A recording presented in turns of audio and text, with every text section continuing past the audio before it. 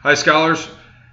This is your lecture, your mini lecture for number 9, in which we're going to talk about muscular contraction as well as flexibility and exactly how we move around our joint sites or articulations and the 6 major joints that we have in our body.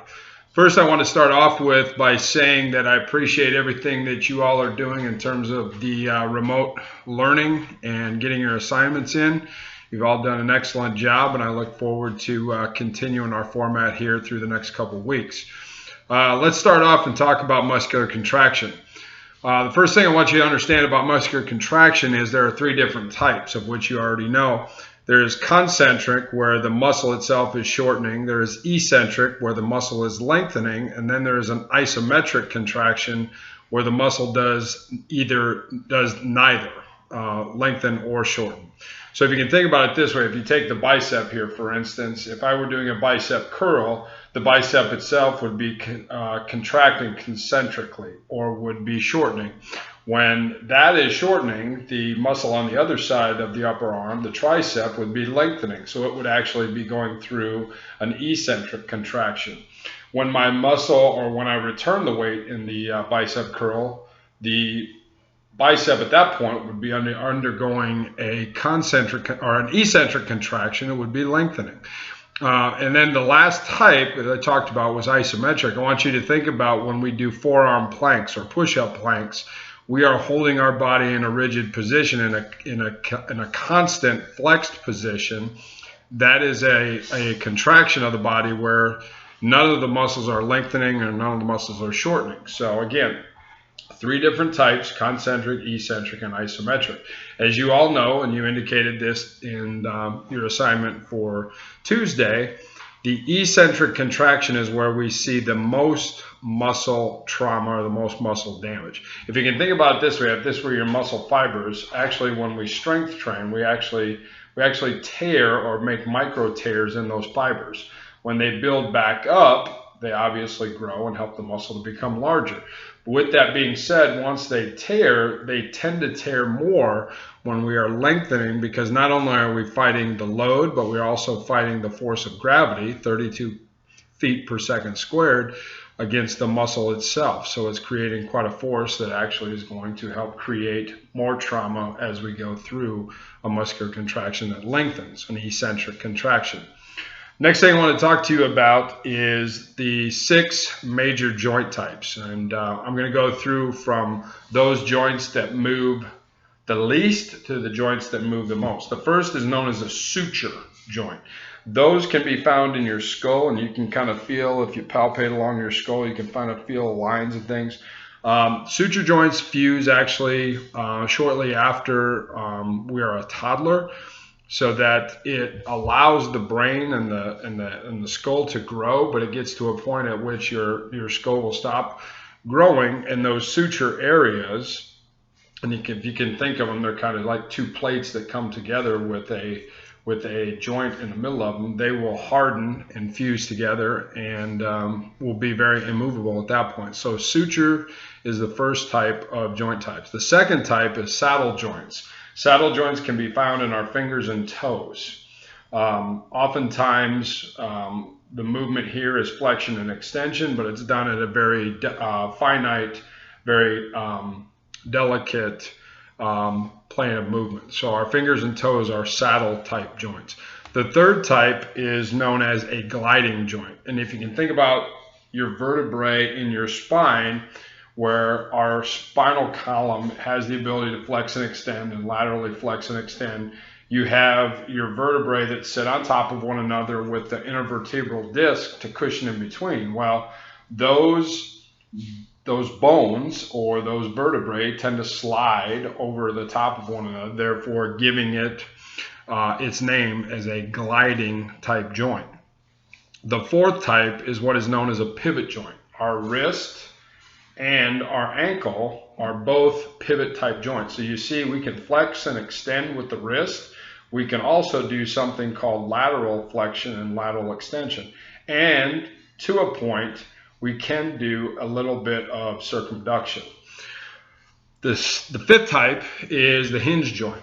Those are elbows and knees. And if you think about it, most of our joint types have an upper body component and a lower body component. So they're very close together in terms of what they do and the movements they do. Therefore, they can get categorized in the same types of joints.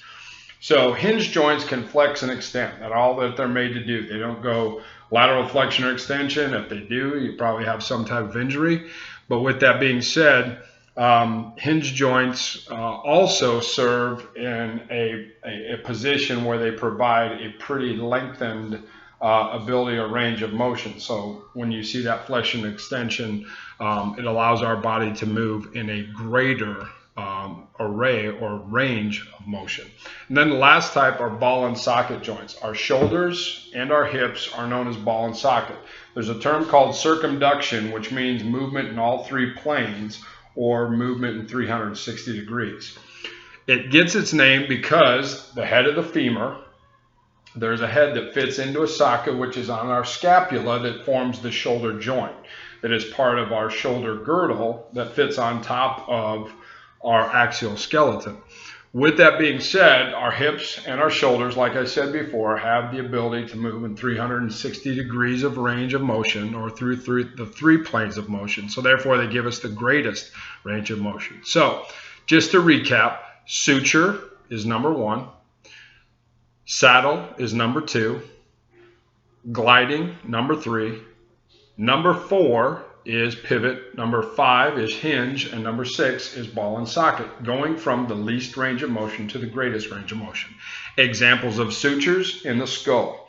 Examples of saddle joints, fingers and toes. Examples of gliding joints are spine.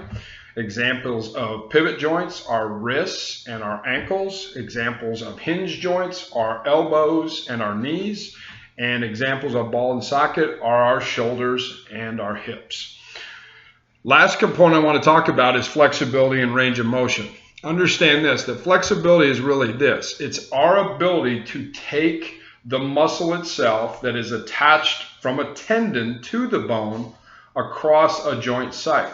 So however our body is made up, or however much range of motion we have in certain areas of our body is made to take us through the greatest range of motion. In order to do that, we need to make sure that we maintain and increase a positive flexibility component to our personal fitness. So with that being said, you'll find as you tend to get older, and perhaps if you're a little bit more inactive, you'll find that flexibility sometimes becomes a little bit limiting, or becomes a limiting factor in your overall fitness. So if you think about people that are a little bit older in your life, and perhaps if they've had an injury or if they've had some type of ailment that has somehow impacted their joint sites or their flexibility, you'll see that they probably have lost quite a bit of flexibility. However, I will say this, that as an older adult, although I don't consider myself old, I would say I have pretty decent flexibility in certain areas of my body, and others where it's difficult because of past injury. For instance, I have a shoulder that doesn't have any as great of range of motion as the other shoulder because of an injury that I received while I was in the military. So again, finding ways to become more flexible is more than just dynamic movement or static stretching. One of the best things that you can do in order to improve and continue to be flexible is to strength train. Because actually what it does is not only does it strengthen the muscle, but it also takes all of your body joints through their greatest range of motion, which in turn helps them to be more flexible. The last thing I want to touch upon is what we call synovial fluid sacs. And these are all little sacs, think of them like little water balloons that fit around our joint sites. They help to cushion and they help to maintain stability within the joint sites.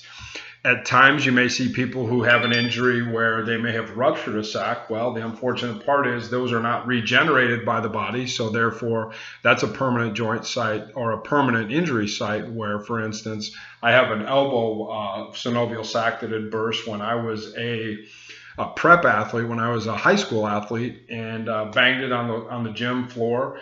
And now every once in a while when I hit it just in the right way, I'll obviously feel that kind of same pain that I felt back when the original injury took place. So just kind of a side note there. So that is our lecture, our mini lecture number 9. Again, hope you all are doing well. Next week we'll have our 10th lecture, and then what I'll do from there is I will provide you a study guide for our quiz that we'll have after we come back from spring break. So again, like I have said before on many of my videos, I hope all of you are doing well. I hope your families are doing well. I hope you're staying obviously virus free. I hope you're continuing to move, and I hope that you're finding different ways to not only find some time for yourself, but find some time to reconnect and make those connections with your family even stronger. I look forward to seeing you all very soon. I miss you. And again, if anything in regards to the lecture you have questions about, don't hesitate to get in contact with me. Shoot me an email, comment below on the video itself. But keep in touch. Keep doing what you're doing, because you're all doing very well, and I understand the circumstances are a little bit different, a little bit more difficult. However, again, as I said before, you're all doing very, very well, and I look forward to continuing on this path, but I also look forward to getting back and getting back into a semblance of some regular type of schedule when that time comes. Take care. My best to you and your families, and as always, be great.